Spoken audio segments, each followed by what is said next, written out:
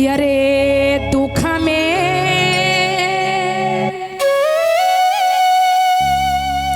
जला माल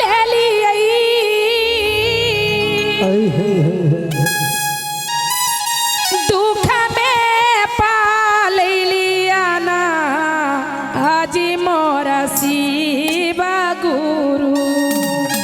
अच्छा लग रहा है दीदी? दोनों हाथ से मीठा मीठा ताली बजाइएगा।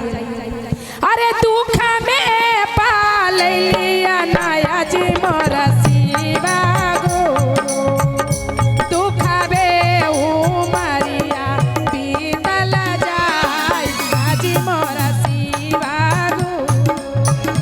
दुख में उमरिया बीतल जाए हाजी मोर शिवा गुरु।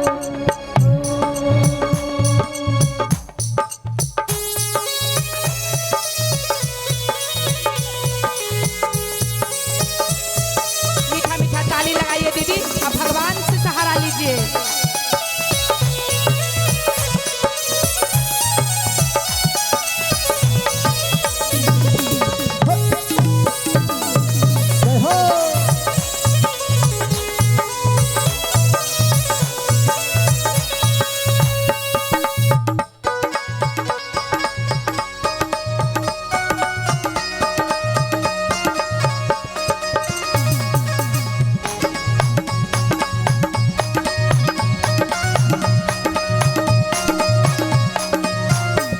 और क्या कहते हैं दीदी? दुखबा के मारल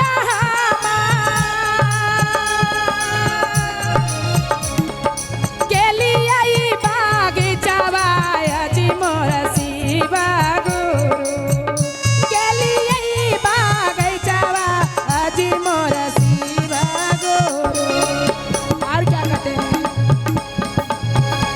अरे हरियर बागीचवा भेलै पतझड़ हाजी मोर शिवा गुरु। हरियर बागीचवा भेलै पतझड़ हाजी मोर शिवा गुरु। हो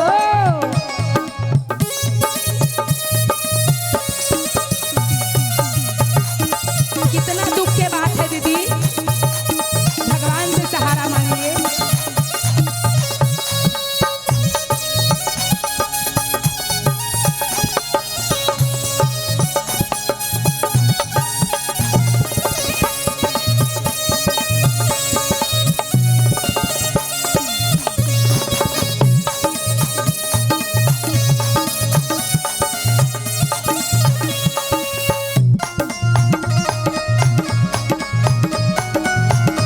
जय हो।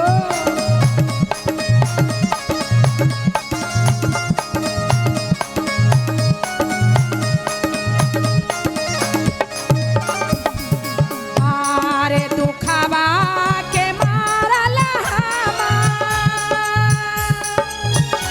देखिए दीदी, जिनका पास में दुख है दीदी, उनका नहरा में भी पूछ नहीं है। थोड़ा सा धनी मनी है, उनको देखकर सबको लगेगा कि आ रहा है, कुछ देगा। लेकिन जब समय गिरा हुआ रहता है दीदी, तो उसको देख के गेट बंद कर लेते हैं कि आएगा तो 10 दिन बैठ के खाएगा। इसीलिए भगवान से कहते हैं क्या? दुखबा के मारल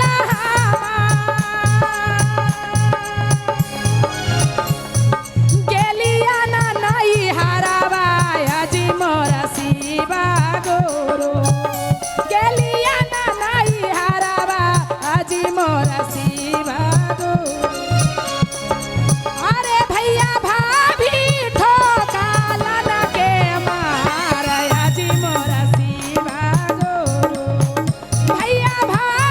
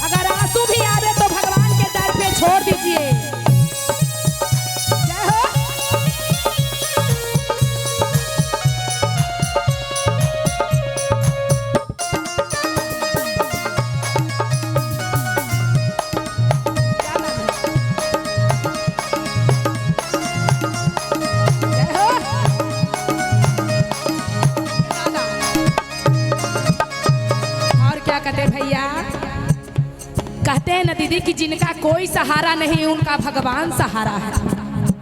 कितना बेचारी के दुख है कि भगवान संतान न दिए लेकिन 3 गो बेटी दिए तो वही संतान है जो दामाद है। और कि भगवान एक दिए लाल, वो सदा दिन लाल रहे और सबके भगवान मन के बात यही पूरा कैले रहे। बोलो शंकर भगवान की। और क्या कहते हैं, दुखाबा के मारल हामा लेली तोरा गे अनमा अजी मोरा शिवा गुरु। ओ दुखाबा के मार अरे धैनी तोरा चारा नमा अजी मोरा शिवा गुरु। अलिहा हमारा हिरवा में बसाई अजी मोरा शिवा। ओलिहा हमारा हिरवा में बसाई अजी मोरा शिवा गुरु। अलिहा हमारा आंगोरी लगाई अजी मोरा शिवा गुरु। अलिहा हमारा आंगोरे लगाई अजी मोरा शिवा गुरु। बोलो शंकर भगवान की।